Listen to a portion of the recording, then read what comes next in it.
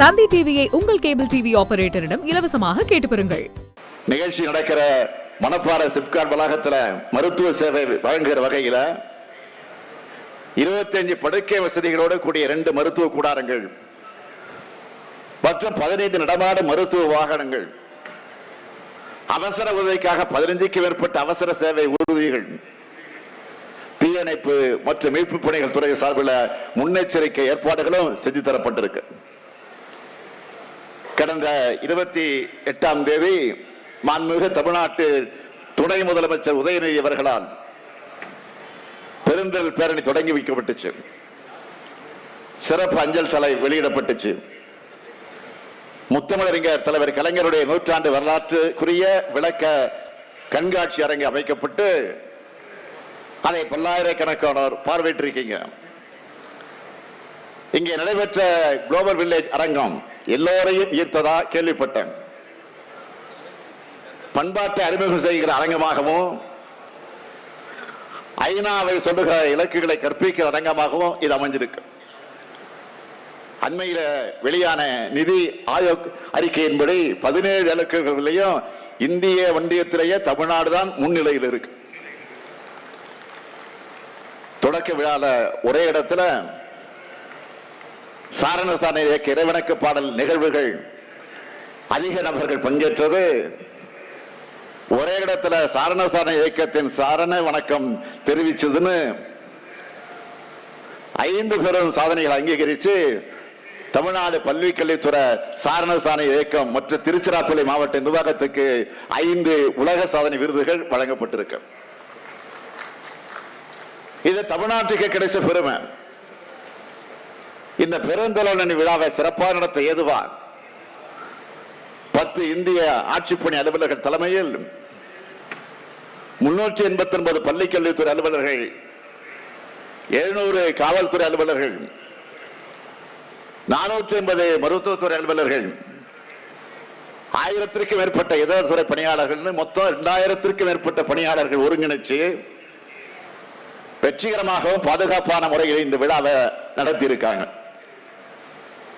இதுக்காக அர்ப்பணிப்போடு பணியாற்றின அனைத்து துறை அலுவலர்களுக்கும் பாரத சாரணி இயக்கத்தை சார்ந்த ஒருங்கிணைப்பாளர் அனைவருக்கும் என்னுடைய மனமார்ந்த பாராட்டுகளையும் வாழ்த்துக்களையும் தெரிவிச்சுக்கிறேன். எந்த நிகழ்ச்சியில கலந்துகிட்டாலும் அங்க உள்ளவங்க எதிர்பார்ப்பை நிறைவேற்ற மாதிரி அறிவிப்பை நான் வெளியிடுறது வழக்கம். அந்த வகையில இந்தியா மற்றும் பல்வேறு நாடுகளில் இருந்து பல்லாயிரம் மாணவர்கள் கூடியிருக்கக்கூடிய இடத்துல ஒரு அறிவிப்பை வெளியிட விரும்புகிறேன். நம்ம பள்ளிகளில் படிக்கும் மாணவர்களை அதிக எண்ணிக்கையில சாரண இயக்கத்தில் சேர்க்கிற வகையில மேலும் பல ஆசிரியர்கள் பயிற்சி அளிக்க எதுவா தமிழ்நாடு சாரண இயக்கத்துக்கான புதிய தலைமை அலுவலகம் நவீன பயிற்சி வசதியோடு 10 கோடி ரூபாய் செலவில் அமைக்கப்படும்.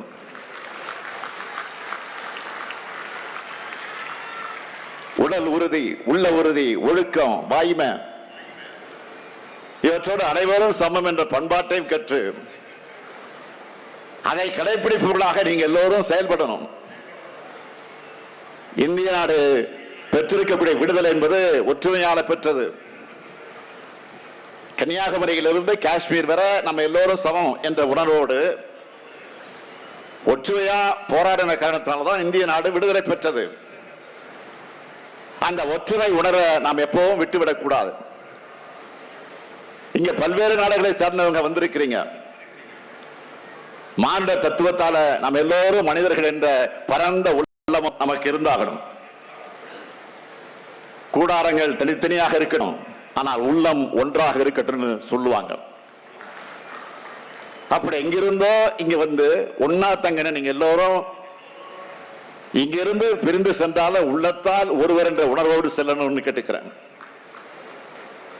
இந்த பிரம்மாண்டமான சிறப்பான நிகழ்ச்சி ஏற்பாடு செஞ்சு பொறுப்பா அக்கறையா நடத்தி காட்டின அமைச்சர் அன்பில் மகேஷ் பொய்யாமி அவர்களுக்கும் அவருக்கு துணையா இருந்த அதிகாரிகள் எல்லோருக்கும் மீண்டும் நன்றியை நான் தெரிவித்துக் கொள்கிறேன். I thank all Scout students from various states and countries for joining this jamboree. wishing a wonderful experience and lasting friendship ahead. பல மாநிலங்களிலிருந்து வந்திருக்கக்கூடிய மாணவர்களுக்கு உங்க தாய்மொழியிலே நன்றி சொல்லுகிறேன். ధన్యవాదాలు ధన్యవాదాలు నన్ని